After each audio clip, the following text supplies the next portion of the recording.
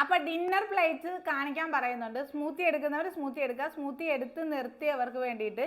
അപ്പം നമ്മളിത് ഞാനൊരു എഗ് വൈറ്റും ഒരു ഓൾ എഗ്ഗും എടുത്തിട്ടുണ്ട്. അതിൻ്റോടൊപ്പം ചീരയും പച്ച ചീരയും ചെറുപയറും കൂടെ തോരൻ വെച്ചതാണ്. അല്ലെങ്കിൽ തണ്ണിമത്തനും അതുപോലെ പപ്പായയും കൂടെ മിക്സാക്കി എടുത്തിരിക്കുന്നതാണ്. ഇത് ഈ മുട്ടയോടൊപ്പം ഇതിൽ രണ്ടിലേതെങ്കിലും കഴിക്കാം. ഓക്കെ, രണ്ടും കൂടെ കഴിച്ച് വയറ് ഹെവി ആക്കണ്ട. ഞാനിത് ഡിന്നറായിട്ട് എടുക്കുന്ന കാര്യമാണ് ഷെയർ ചെയ്യുന്നത്. അപ്പോൾ നമ്മൾ സ്മൂത്തി കഴിച്ച് നിർത്തുന്നവരുടെ സംശയമാണ്. നമ്മൾ അത് മെയിൻറ്റെയിൻ ചെയ്യണമല്ലോ.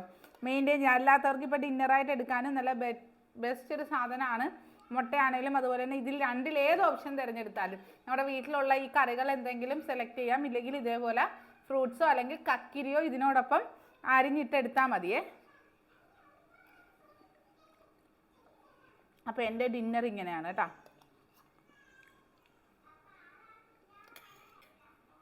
ഹെൽത്തി ആയിട്ടുള്ള നമ്മുടെ ഡയറ്റിൻ്റെ വീഡിയോസിനും കാര്യങ്ങൾക്കുമായിട്ട് നാസിൻസ് കിച്ചൻ ഫോളോ ചെയ്യുക. അതിനകത്തുണ്ട് എല്ലാ കാര്യങ്ങളും നമ്മൾ ഡേ ടു ഡേ അപ്ഡേഷൻ ഉണ്ടായിരിക്കും.